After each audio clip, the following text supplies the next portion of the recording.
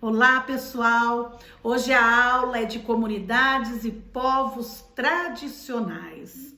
Nós vamos entender quem são esses povos, né? Como se define se uma comunidade, se um povo ele é tradicional, é reconhecido por lei, amparado pela legislação e Constituição brasileira. Em 2007 foi feito um decreto, o decreto 6.040, que define quem são esses povos, né? Como nós podemos considerar quem são e quem não são povos tradicionais. Esse decreto é nomeado como Política Nacional do Desenvolvimento Sustentável de Povos ou Comunidades Tradicionais. E para ter esta definição clara, são 4 os eixos importantes e fundamentais para isso. E nós vamos agora ver cada um deles para entender, né, o que são essas comunidades. O primeiro eixo são as práticas culturais.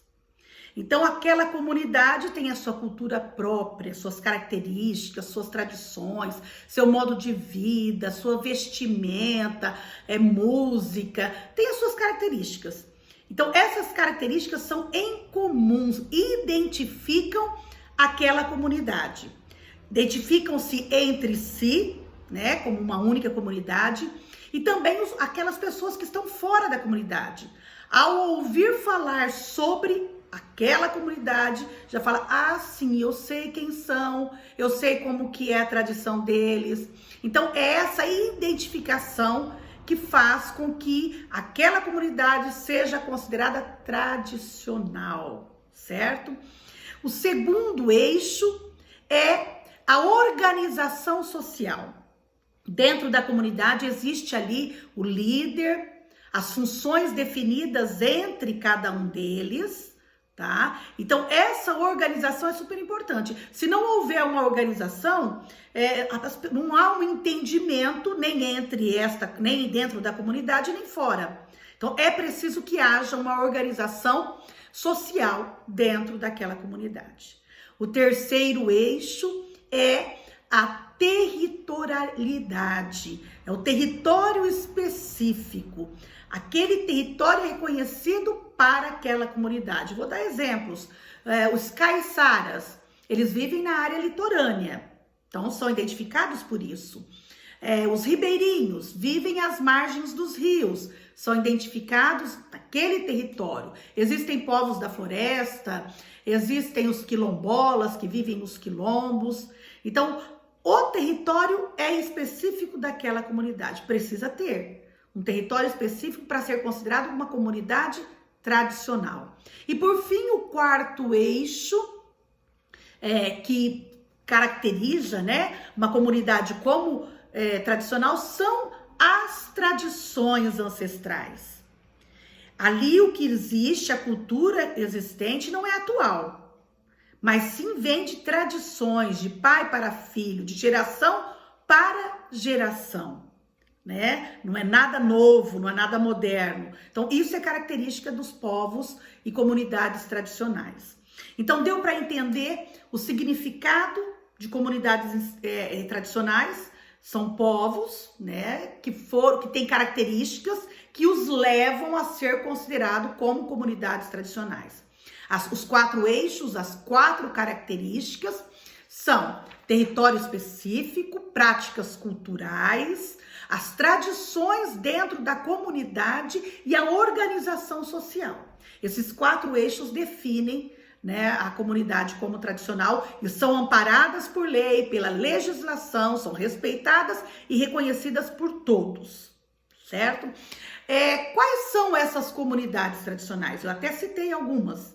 Existem inúmeras comunidades tradicionais dentro do Brasil. Elas são separadas em 2.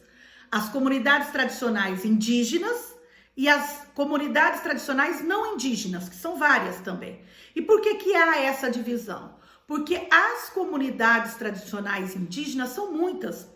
Quando nós falamos em índios, muitas vezes há uma definição errônea, porque índio não é tudo igual. Eles têm as suas características próprias, eles têm as suas tribos específicas. E como são várias tribos dentro do Brasil, eles são definidos como uma comunidade tradicional própria, que aí tem as suas especificidades, a sua diversidade, a sua diferença entre uma e outra. E por fim, as outras comunidades tradicionais. Então nós já vimos aí os indígenas, certo? Que será estudado numa próxima aula de forma mais aprofundada. Nós temos os caiçaras, que são povos que vivem no litoral, vivem da pesca marítima. Eles é resultado de uma miscigenação, de uma mistura. Africanos, europeus e índios formaram os caiçaras. Então vivem da pesca marítima e da agricultura primitiva. Temos depois os ribeirinhos, que eu, como já disse, vivem às margens dos rios. Sua atividade econômica é a pesca, é a caça, tem um contato direto com a natureza e vivem em casas conhecidas, nós as chamamos de palafitas. São casas de madeira que parte dela é construída sobre os rios e ancoradas em madeiras, são as palafitas.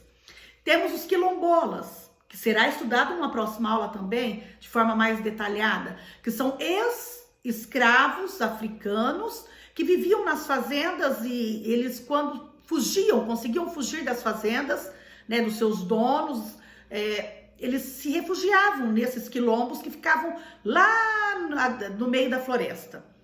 E até hoje existem esses quilombos, né? Eles enfrentam muitos problemas, inclusive de aceitação, inclusive de território, porque não querem entregar a eles o território, né?